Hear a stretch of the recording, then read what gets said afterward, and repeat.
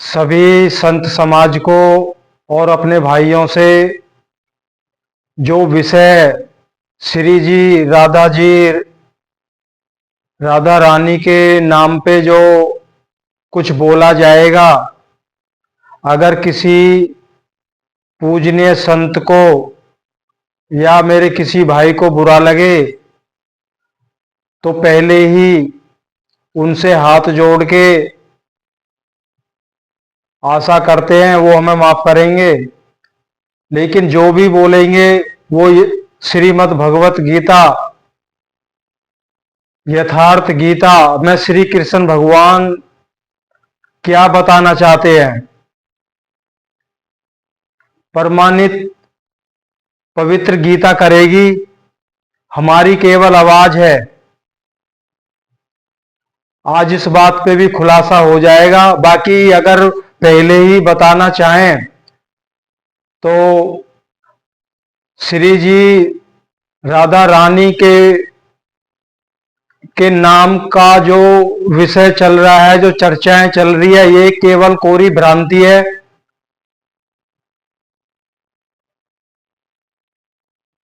बाकी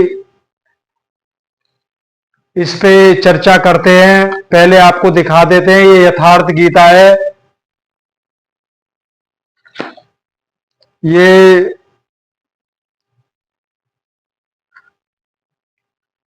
श्री स्वामी परमानंद जी महाराज हैं। इन्होंने घोर तपस्या करके गीता का जो यथार्थ ज्ञान है उसकी टीका की है। हम इनके आभारी हैं, इनको कोटि कोटि वंदना करते हैं। और जैसे हमें विदित है, ये श्री स्वामी अडंगदानंद जी महाराज हैं, इनके शिष्य कह लो। ये यथार्थ गीता इनके द्वारा टीकाकृत है। अब या तो इन्होंने जो टीका की है वो गलत है, जो आप लोग वैषमवासी करते हो वो सही है। तो किसी को गुमराह नहीं किया जाए।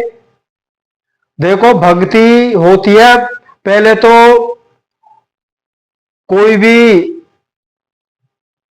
संत समाज में मेरे पूजनीय जो गुरु हैं, संत हैं, साधु हैं, कृपया कमेंट्स करके, ताकि जो हमारे भाई हैं, जो भक्त हैं, वो भी उस भाव को समझ सकें, उसका अर्थ जान सकें। भागवत का अर्थ क्या है? भागवत का शुद्ध अर्थ क्या है?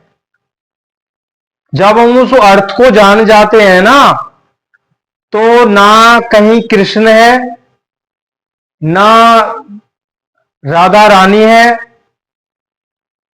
ना राम है, ना सीता है, ना अष्टधा मूल प्रकृति अष्टांगी दुर्गा माता जगत जननी है, और ना ही निर्गुण निराकार ज्योति स्वरूप ब्रह्म निरंजन। एक बात तो हमने कभी ना कभी सुनी होगी, एक वाणी सुनी होगी ना, किसी ना किसी संत लोग बोलते रहते हैं, एक नूर से सब जग उपजा, कौन भला कौन मंदा। चराचर 84 लाख जूनियों में, ध्यान दीजिएगा, चराचर 84 लाख जूनियों में, कहने में जो आता 33 करोड़ देवी देवता, श्री हरि ब्रह्मा विष्णु महेश, जो 3 गुणों के प्रतीक हैं, और जगत जननी दुर्गा माता, जिन्हें अष्टधा मूल प्रकृति भी, क्यों, अष्ट गुणों को धारण किए हुए हैं। उनकी जो 8 भुजा है, अगर नहीं पता है किसी को, सुन लीजिए, 8 भुजा को धारण किए हुए हो, 5 तत्व 3 गुण, इसलिए उनको अष्टधा मूल प्रकृति कहा गया।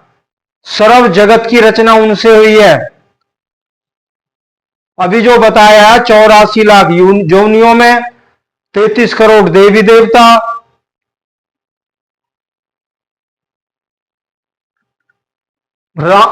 सगुण साकार निर्गुण निराकार, अंड पिंड ब्रह्मांड समस्त के अंदर जितनी भी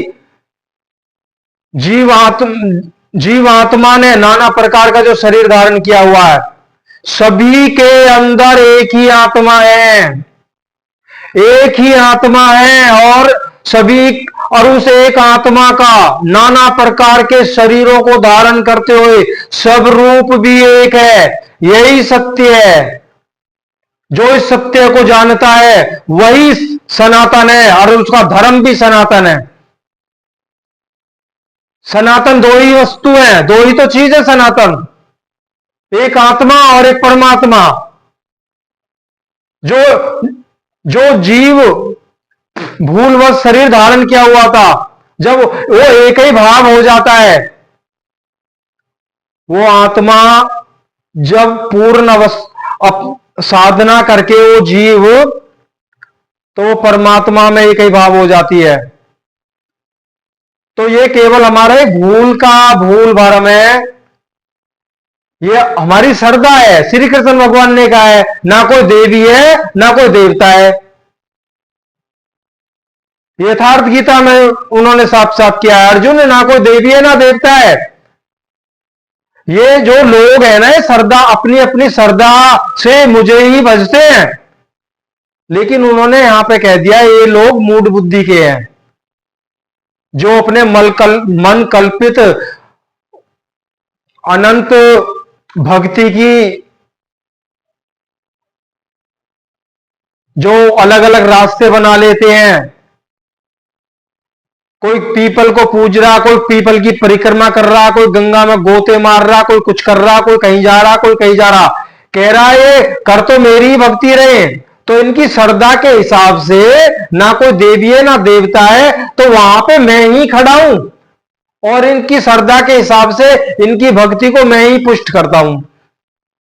लेकिन जो मेरी बताई युक्ति से भक्ति करता है वो मेरे स्वरूप को प्राप्त करता है। जब वो सब पूर्ण अवस्था में पहुंच जाता है वो साधक, ना वो फिर कृष्ण रहता है। कृष्ण तो उनका जगत में प्रचलित नाम था, क्यों वो काले थे। तो ना वहां पे वो कृष्ण है ना वो साधक, ना कृष्ण है ना वो साधक है।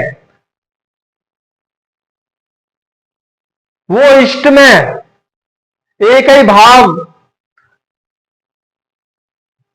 उसी सब रूप में वो समा जाता है। तो आइए शुरू करते हैं।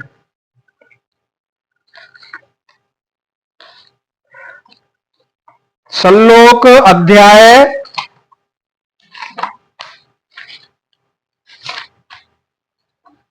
अध्याय 11 श्लोक नंबर 44।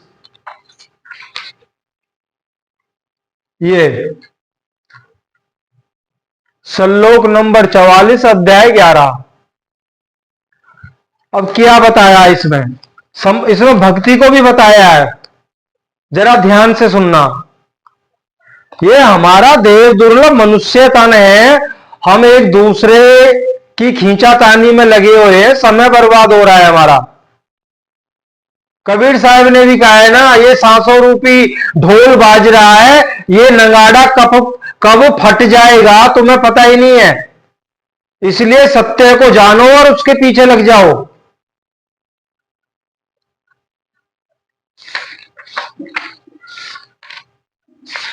उन्होंने एक बहुत अच्छी वाणी भी की है कबीर साहिब ने।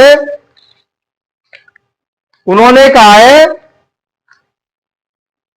राम नाम अति दुर्लभ, राम नाम अति दुर्लभ और तेने काम। कह रहे राम नाम अति दुर्लभ और अंते न काम, आदि मध्य अंत राम ही ते संग्राम।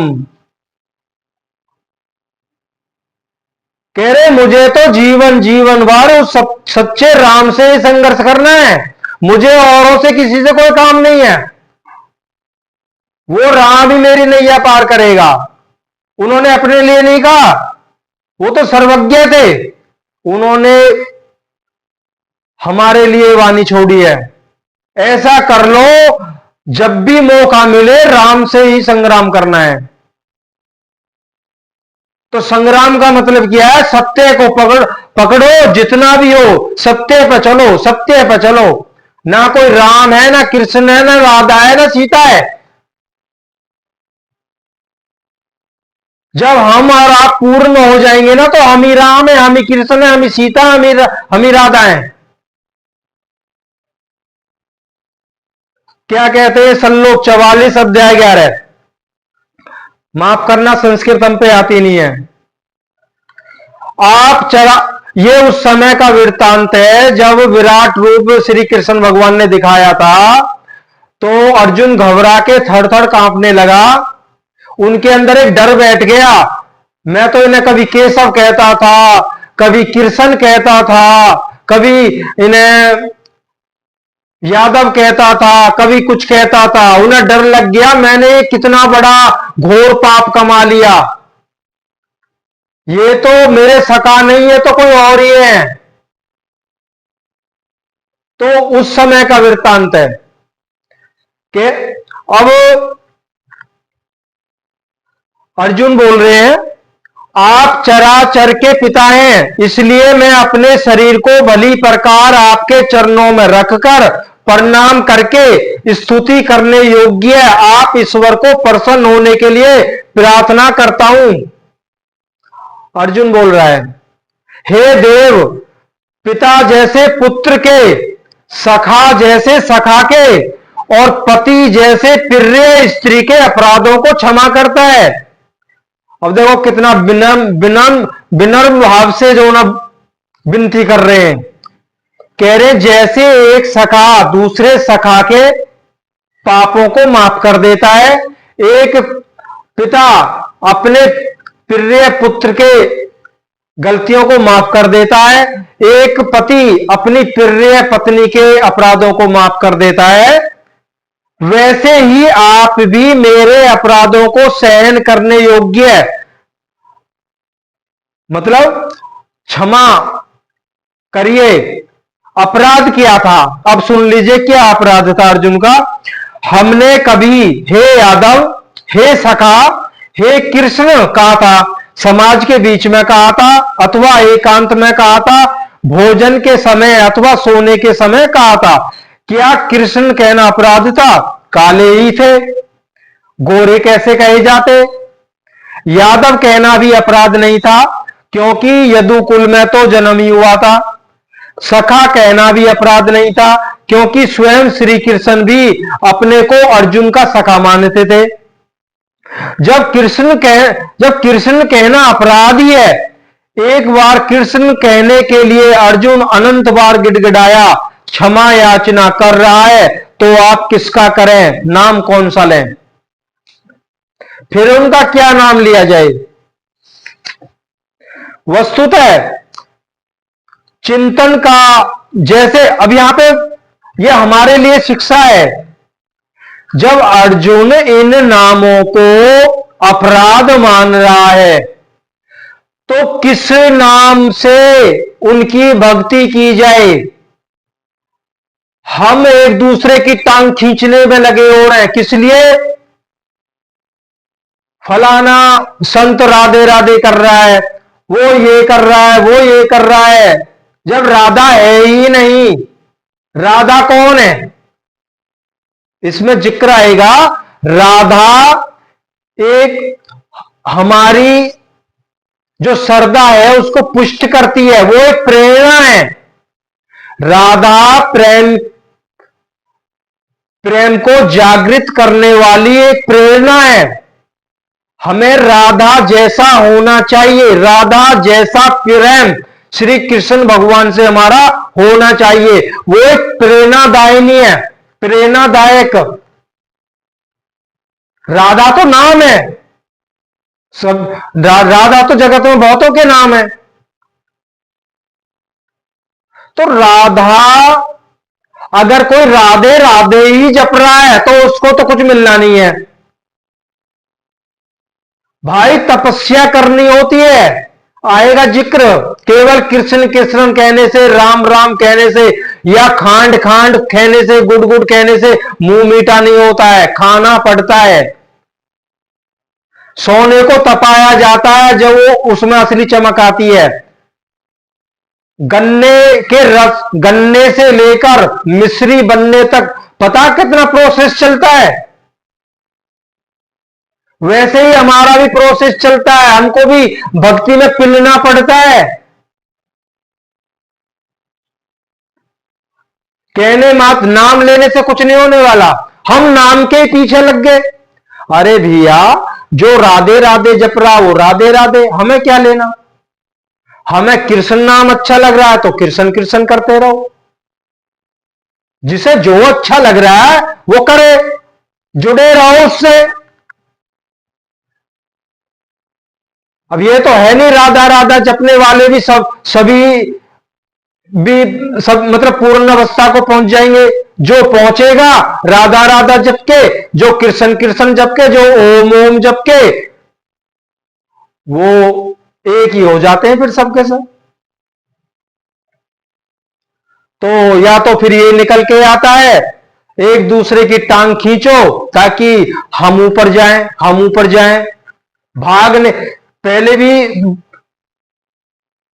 बहुत सारे उदाहरण आए हैं ऐसे। इस दौड़ में से निकल जाइए और एक जगह स्थिर होकर खड़े हो जाइए। अगर भीड़ में दौड़ने वाले को कुछ भी दिखाई नहीं देता है, इस विचार को गहराई में ले जाना, समझाया नहीं जा रहा, इसमें समय ज्यादा हो जाता है। जो दौड़ में दौड़ रहा है और आगे निकलने की कोशिश में है, उसे कुछ भी दिखाई नहीं देता है। और जो उस दौड़ में से निकल के एक साइड में खड़ा हो जाता है, वो सभी दौड़ने वालों को देखता है, पीछे से लेके आगे तक। तो फायदे में वही रहता है जो उस दौड़ में से निकल जाता है। ये दौड़ है। आज संतों के पास जो भीड़ लग रही है ना, ये दौड़ ही है और कुछ भी नहीं है।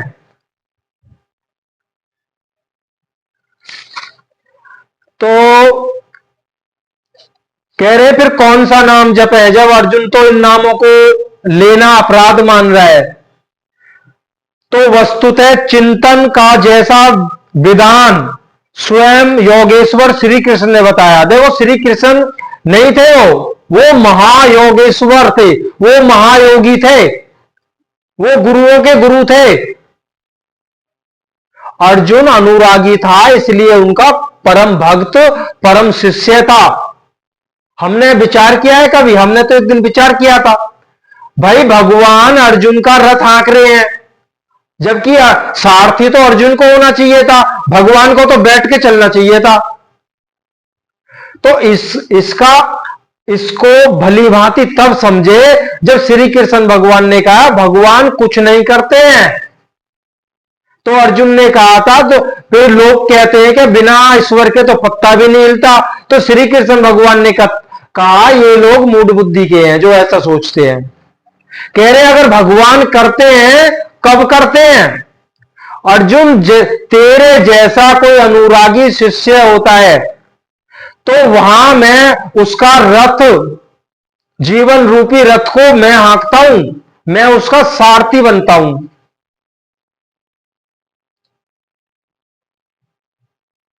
उसकी श्रद्धा को मैं पुष्ट कराता हूं। हमारे बस की नहीं है। तो इसलिए अर्जुन के सारथी थे, उनके जीवन रूपी रथ को भी चला रहे थे वो। उनकी उनका जो साधना थी, उसकी डोर भी उन्होंने पकड़ी हुई थी। तो इसलिए महायोगेश्वर कहा गया श्री कृष्ण भगवान को। उन्होंने पीछे बताया है अर्जुन ओम, केवल ओम। उन्होंने ये भी कहा है कि जितना छोटा मंत्र है उतना ज्यादा सहायक होगा, बोलने में आसानी होगी। प्राण अपान का इसमें हवन करना होता है, दिखावे की भक्ति नहीं है, कठोर साधना करनी पड़ती है।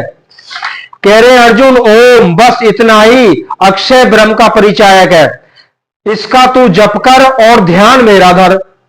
क्योंकि उस परम भाव में परवेश मिल जाने के पश्चात उन महापुरुष का भी वही नाम है जो उस अव्यक्त का परिचायक है। प्रभाव देखने पर अर्जुन ने पाया कि ये न तो काले हैं, न गोरे, न सका है, न यादव, ये तो अक्षय ब्रह्म की स्थिति वाले महात्मा हैं। संपूर्ण गीता में योगेश्वर श्री कृष्ण ने 5 बार ओम के उच्चारण पर बल दिया। अब यदि आपको जप करना है तो कृष्ण कृष्ण कहकर ओम का जप करें। अब यदि आपको जप करना है तो कृष्ण कृष्ण ना कहकर ओम का जप करें। प्राय भाविक लोग कोई ना कोई रास्ता निकाल लेते हैं। जो भावुक होते हैं ना, अबे राधा राधा भी जपते हैं तो ये क्या, ये भावुक हो गए, तो वहीं पे इनकी श्रद्धा टिक गई है। तो यहां पे स्पष्ट कर रहे हैं कि जो भावुक लोग होते हैं ना, उन्होंने क्या रास्ता बताया, मेरे स्वरूप का ध्यान धर और ओम का जप कर, ये श्री कृष्ण भगवान ने बताया है। लेकिन कह रहे हैं जो भावुक हो लोग, भाव में बह जाते हैं ना, वो लोग कोई ना कोई रास्ता निकाल लेते हैं। कोई ओम जपने के अधिकार और अनाधिकार की चर्चा से भयभीत है तो कोई महात्माओं की दुहाई देता है, अथवा कोई श्री कृष्ण ही नहीं, उनसे पहले राधा और गोपियों का नाम भी उनकी शीघ्र प्रसन्नता के लोभ में जपता है कि राधा नाम जपने से श्री कृष्ण भगवान अति ज्यादा प्रसन्न हो जाएंगे। तो यहां पर लोभ में जपता है, पुरुष श्रद्धा में है इसलिए उसका ऐसा जपना मात्र भावुकता है, क्यों, उसकी श्रद्धा है। तो कह रहे केवल भावुकता है। यदि आप सचमुच भावुक हो तो उनके आदेश का पालन करें। किसका, महायोगेश्वर श्री कृष्ण भगवान की जो बताई और भक्ति है श्रीमद् भगवत गीता में, उसका पालन करें। वे अव्यक्त में स्थित होते हुए भी आज आपके सामने नहीं है, लेकिन उनकी वाणी आपके समक्ष है। उनकी वाणी किस रूप में हमारे सामने, श्रीमद् भगवत गीता। लेकिन आजकल कथावाचकों से मैं हाथ जोड़ के विनम्र भाव से विनती करता हूं, आप ये दुनिया भर की कहानियों को बताना बंद करें। अब रामायण जपने, अब यहां पे माफी चाहता हूं, थोड़ा सा टॉपिक मुझे लेना पड़ेगा, क्यों हमारे भाई जो है ना अंधकार में फंसे हो रहे हैं। जब श्री कृष्ण रामायण सुनाते हैं ऊंचे ऊंचे मंचों पे बैठ के और बड़ी बड़ी गाड़ियों में चलते हैं, अनमोल कीमत वालियों में, और पूरा एक औरत की तरह सजे धजे रहते हैं, गहनों में, फूल मालाओं में, और रामायण गा रहे हैं और रामायण का पाठ करते करते रो भी रहे हैं। किस लिए, मेरे श्री राम जंगलों में नंगे पैर, कंकड़ भी चुभ रहे हैं, कांटे भी चुभ रहे हैं, तो उनको पुरुषोत्तम श्री, मर्यादा पुरुषोत्तम श्री राम कहा गया है या श्री राजा राम कहा गया है। क्यों, वो मर्यादा में रहे, तो हमें उनसे कुछ सीखना चाहिए। हम ऊंचे ऊंचे मंचों पे बैठ के, गर्मी का हमें तन्नक भी एहसास नहीं होता, हम रामचंद्र भगवान के गुण गा रहे हैं, क्या हमें अधिकार है उनके गुण गाने का? उन जैसा बनिए तब उनका गुण गाइए।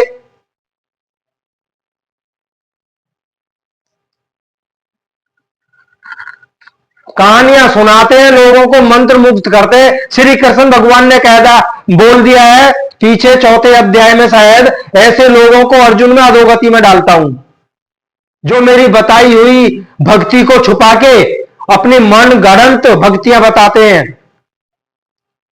ये हमारे वचन नहीं है, हमारी ताकत नहीं है, हमें भी डर लगता है उससे। जो उन्होंने कहा वही हम आपके सामने रख रहे हैं। अब कह रहे हैं यहां पे,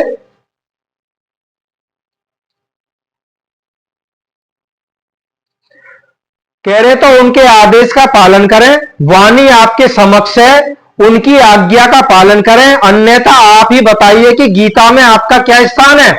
जब आपकी उनकी भक्ति ही नहीं बता रहे तो आपका कोई स्थान नहीं है गीता, आपको कोई अधिकार नहीं है गीता पढ़ने का।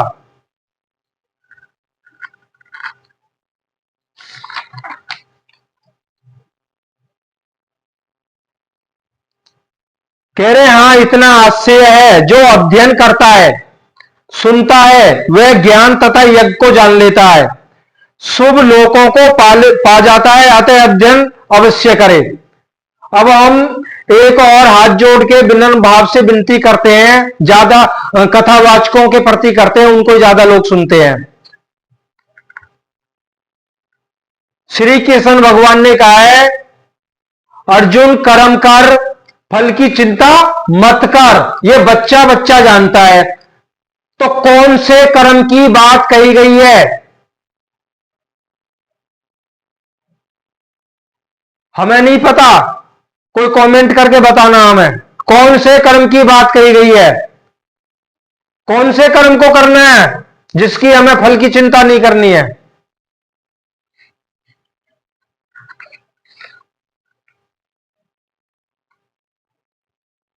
जो अध्ययन करता है सुनता है वह ज्ञान तथा यज्ञ को जान लेता है। और असल यज्ञ क्या है? इस यज्ञ से कर्म की बात याद आई है हमें।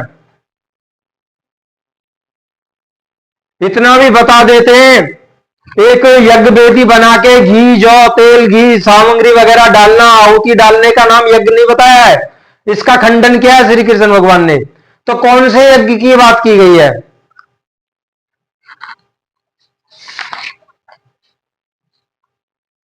आगे कह रहे हैं प्राण अपान के चिंतन में कृष्ण नाम का कर्म पकड़ में नहीं आता। बहुत से लोग कोरी भावुकतावश, अब यहां पे कह रहे हैं बहुत से लोग कोरी भावुकतावश, कोरी कल्पना केवल राधे राधे कहने लगे हैं। आजकल अधिकारियों से काम न होने पर, ये जो परमानंद जी महाराज हैं, ये परमानंद जी महाराज नहीं है, वो अब इस दुनिया में नहीं है, वो ब्रह्म को विदित करके वो ब्रह्म में लीन हो गए। तो उन्होंने ही इनकी टीका की है। तो उदाहरण देकर समझा रहे हैं, जैसे अधिकारियों से काम ना होने पर सगे संबंधियों से और प्रेमी या पत्नी से सोर्स सिफारिश लगाकर काम चला लेने की परंपरा है। लोग सोचते हैं कि कदाचित भगवान के घर में भी ऐसा ही चलता होगा, अतः उन्होंने कृष्ण कहना बंद करके राधे राधे कहना आरंभ कर दिया है। वे कहते हैं राधे राधे श्याम मिला दे। अब उन्होंने यहां पे लिखा है, अभी आपको बुरा लगेगा, लिखा हुआ पढ़ रहा हूं मैं, ये उंगली है, यहां से आप जूम करके पढ़ लेना। तो कह रहे हैं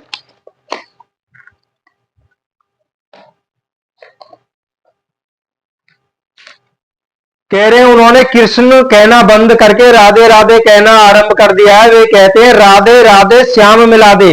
राधा एक बार बिछड़ी तो स्वयं श्याम से नहीं मिल पाई, वह आपको कैसे मिला दे। अतः अन्य किसी का कहना न मानकर श्री कृष्ण के आदेश को आप अक्षरश माने, ओम का जप करें। हां यहां तक उचित है। राधा, अब देखो, अभी हमें बुरा लगा होगा कि भाई राधे के बारे में ऐसे कैसे बोल रहे हैं, श्री जी राधा रानी के बारे में ऐसे। तो यहां पे राधा क्या है, कौन है, वो चीज उन्होंने दर्शाई है यहां पे। कह रहे राधा हमारा आदर्श है। आदर्श मीन्स अभी बताया, अगर हम रामायण का पाठ कर रहे हैं तो हमें राम के आदर्शों पे चलना पड़ेगा, ना कि ऊंचे ऊंचे सिंहासनों पे बैठ के प्रवचन देना। इस काम को सभी कर लेंगे। अगर ये सहूलियत दे दी जाए तो बहुत रामायण पढ़ने वाले आ जाएंगे। आदर्शों पे चल के उस राम का बखान करना, यह है असली रामायण का पाठ। कह रहे राधा हमारा आदर्श है, उतनी ही लगन से हमें भी लगना चाहिए। यदि पाना है तो राधा की तरह गृहिणी बनो।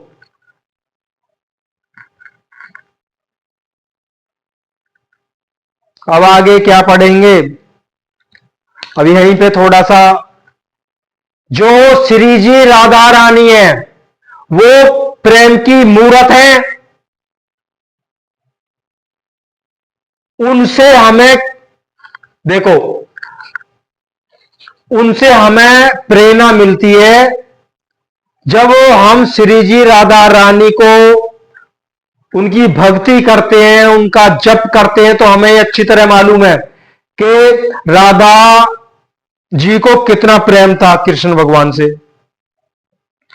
तो उतनी ही लगन से, उतनी ही विरह वेदना से जो राधा जी की थी, अगर हमारे अंदर नहीं है ना, तो हमें ना राधा मिलेगी ना कृष्ण मिलेंगे।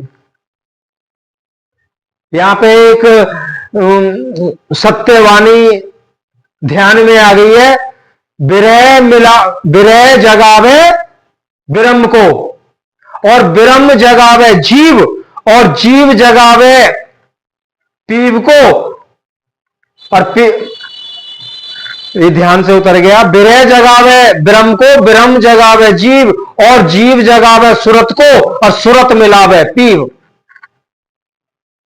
अब हमें राधा जी के श्री चरणों में रहते हुए अपनी विरह को जगाना है।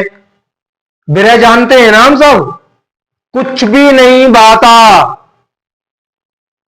राधा जी के सिवाय कुछ भी नजर नहीं आता, आंखों से गदगद बहे बह नीरा, आंखों से इतने आंसू निकले के कपड़े भी गीले हो जाएं। जब वो उस अवस्था में आ जाएंगे राधा जी का ही जाप करते हुए, अगर वो अवस्था हमारी आ जाती है, तो वो विरह उस ब्रह्म को जगाएगी, वो विरह हमारी जो पुकार है उस ब्रह्म तक पहुंचेगी, और ब्रह्म उस जीवात्मा को जगाते हैं, और जीव सुरत को, हमारी सुरत, सुरत के माध्यम से जाएंगे हम ब्रह्म के पास। तो विरह जगावे ब्रह्म को, ब्रह्म जगावे जीव, जीव जगावे सुरत को, सुरत मिलावे पीव। यहां पीव परमात्मा को कहा गया है। तो कोई मेरे साधुओं, मेरे संतों, मेरे भाइयों, किसी से कुछ भी नहीं कहना है। जिसको अध्यात्म अपनाना है, अध्यात्म अपनाइए। जैसा ज्ञान है अपना, उस ज्ञान पे दृढ़ता से चलिए। मन वचन कर्म से शुद्ध तो होना ही पड़ेगा, और योग साधना करनी ही पड़ेगी। केवल रटते रटते रहने से या प्रवचन करते करते रहने से कुछ भी हासिल नहीं होगा। स्वयं को मेहनत करनी होगी, साधनाएं करनी होंगी।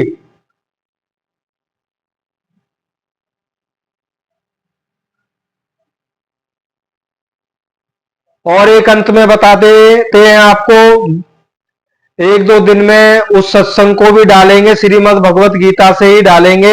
एक प्रसंग आया एक जगह, काल भगवान, जो जीव, जिस जीव का शरीर छूटने वाला होता है, जो जीव आत्मा शरीर छोड़ने वाली होती है, कुछ क्षण पहले वो कौन सी, मतलब कहां जाएगा वो, अगर साधु है, संत है, ऋषि है, मुनि है, कोई उच्च कोटि का ब्राह्मण है, या कोई संसारी है, सभी को विदित कराते हैं वो अगला जन्म कहां होने वाला है।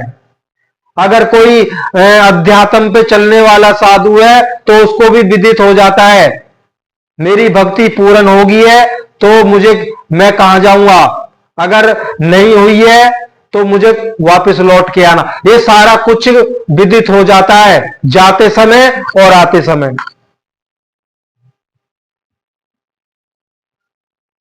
तो आज इतना ही, माफी चाहते हैं। कुछ अब जब बोल रहे हैं तो कोई बाहर के विचार भी मुंह से निकल गए हों, तो उसके लिए हम आपसे माफी चाहते हैं, क्षमा करना।